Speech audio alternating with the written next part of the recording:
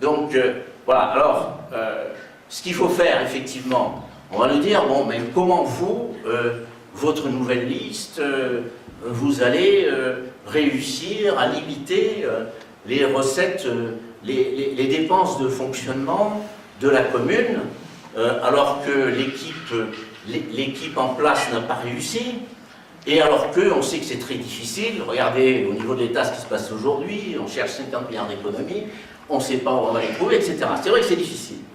Mais nous, on a quand même deux atouts. D'abord, on sera dos au mur. On sera dos au mur parce que les recettes vont diminuer, étant donné que les dotations de l'État vont diminuer. Parce que l'État va faire des économies sur quoi? Sans doute sur le budget de l'armée et sur ce qu'on appelle les dotations aux collectivités locales. Et donc, ces dotations vont diminuer chaque année. Il est hors de question, en ce qui nous concerne, qu'on augmente les impôts. Malheureusement, vous le savez, les impôts, ils augmentent presque tout seuls parce qu'on vit dans une commune où le coût de la vie est très cher et où les bases des impôts locaux, que ce soit la taxe d'habitation, la taxe foncière, foncier bâti, non bâti, c'est les valeurs locatives. Et ces valeurs locatives, elles augmentent presque automatiquement chaque année. Ce qui fait que, bon, la commune la municipalité a beau garder des taux qui sont dans la moyenne nationale. Les taux des impôts, ils sont de 14,5%, je crois, pour la taxe d'habitation et de 15% pour la taxe pour le foncier bâti. Mais, si vous voulez, malgré tout, même s'ils sont des impôts qui sont dans la moyenne nationale, sur la feuille d'impôt, chaque année ça augmente parce que les bases des impôts augmentent. Donc il est hors de question d'augmenter les impôts. Et la seule solution qui s'offre à nous, c'est de diminuer les dépenses. Alors, qu'est-ce qu'on peut faire pour diminuer les dépenses? Il ne s'agit pas effectivement d'aller remettre en cause toutes les dépenses de la commune. Il ne s'agit pas d'aller licencier le personnel, ni quoi que ce soit. D'ailleurs, on ne le pourrait pas puisque c'est le statut de la fonction publique. Non, il s'agit de dépenser mieux. Nous, on a l'avantage d'être nouveaux. On est dépendant d'aucun parti. On est dépendant d'aucun sponsor, d'aucun groupe. J'oserais dire qu'on est dépendant d'aucune clientèle. On n'a de compte à rendre à personne. Donc ce qu'on peut faire, c'est remettre à plat ce que ne peut pas faire l'équipe actuelle, parce qu'il y a des gens qui en sont au 3e ou 4e mandat, qui sont ficelés par le passé, et qui ne peuvent pas remettre en question tout ce qu'ils doivent à certains. Donc nous, on peut le faire. On peut remettre à plat toutes les politiques qui se sont accumulées les unes sur les autres depuis des années, des couches, des strates, qui n'ont jamais remis en question. Alors il ne s'agit pas de toutes les remettre en question, il s'agit d'opérer, de faire un tri entre le bon grain et l'ivraie, hein, de conserver ce qui est vraiment utile, ce qui est fondamental, et puis de couper dans certaines dépenses qui nous apparaissent plus du tout justifiées. Je donne un ou deux exemples. Par exemple, bon, vous savez, bon, je suis préfet, j'ai été longtemps sous-préfet, j'ai 30 ans de carrière préfectorale. Très honnêtement, j'ai jamais vu une commune de 9000 habitants dont le maire est un directeur de cabinet. Très honnêtement, j'ai jamais vu ça.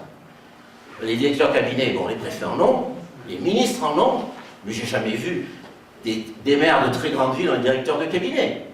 Bon, alors certes, il faut peut-être qu'on prépare ces discours, mais ces discours, il faut les faire préparer par... Il y a de très bons agents dans les collectivités locales, dans la fonction publique territoriale. On n'a pas besoin d'un directeur de cabinet au niveau d'une commune aujourd'hui de moins de 9000 habitants, parce que Chamonix perd ses habitants. Donc, ça c'est un exemple. Autre exemple, la communauté de communes. Il y a 11 vice-présidents de la communauté de communes, qui touchent évidemment, chaque fois qu'ils viennent, ils touchent des royalties, j'oserais dire, des jetons de présence. Eh bien, c'est hors de question de laisser 11 vice-présidents. Il suffit d'un président et d'un vice-président par commune. Il y a 4 communes, 4 vice-présidents. Voilà. Et si vous voulez, les exemples de ce type abondent. Donc, il est quand même, on peut faire des économies. On peut même faire des économies, je vais vous le dire. Par rapport aux indemnités qu'on va s'octroyer, il ne s'agit pas de les refuser. Mais on peut les limiter, on peut être beaucoup plus raisonnable. Et on peut éviter aussi de les cumuler. Donc, voilà. Donc, dans la gouvernance de l'exécutif, on va montrer, nous, qu'on est économe des deniers publics. Et il n'y a pas que ça. Après, il y a toutes les autres politiques, comme regardez le tourisme, le social, etc. Il y a certainement également, donc il s'agit de dépenser mieux, et en dépensant mieux, on arrivera à faire des économies. D'accord, ça risque de prendre du temps pour retrouver un équilibre, hein, mais cela dit, c'est la seule solution, parce qu'il est hors de question d'augmenter les impôts. Et si on ne fait pas ça, là, oui, parce qu'on sera obligé d'augmenter les impôts, parce que c'est le préfet qui, un jour, saisira la Chambre régionale des comptes, et c'est la Chambre régionale des comptes qui fera des propositions pour dire, et pour imposer, et Chamonix n'aura pas le choix. Donc, on va éviter ça, et en ce qui nous concerne, on va remettre à plat toutes ces politiques, et on essaiera de dépenser mieux. Et puis on essaiera aussi d'investir mieux. Entre nous, le maire se targue d'avoir enrichi la commune de Chamonix de 14 millions d'euros d'acquisition supplémentaire d'immeubles en tout genre, sauf qu'il oublie de dire que dans le même temps, il a vendu pour près de 15 millions de biens, donc il a d'un côté vendu les bijoux de famille et puis il en a racheté d'autres. Et les acquisitions nouvelles ne sont pas forcément vraiment très judicieuses. Par exemple, quand on achète les murs du casino, on se demande est-ce que cet argent-là n'aurait pas été plus intelligent d'investir sur les routes, pour combler tous les nids de poules, puisque, je suis désolé, le réseau routier de Chamonix, aujourd'hui, il s'apparente à celui d'un village du tiers-monde. Donc, il me semble qu'on aurait pu être un peu plus judicieux dans le choix des investissements. De même, bon, le bâtiment EDF qui se trouve rue des Moulins, ce bâtiment EDF, la commune s'est transformée en, j'oserais dire, en promoteur immobilier. On veut vendre des appartements, sauf qu'il n'y a pas de parking, sauf que c'est l'endroit le plus bruyant de Chamonix, et qu'on n'arrive pas à vendre ces appartements. Donc je veux dire que là aussi, sur l'investissement, on peut faire un tri et s'en tenir aux investissements qui seront les plus urgents, les plus utiles, parce qu'on n'aura pas tellement le choix et pas tellement de marge de manœuvre. Et là aussi, faire un tri dans ce qui nous apparaît le plus utile, disons, pour la collectivité.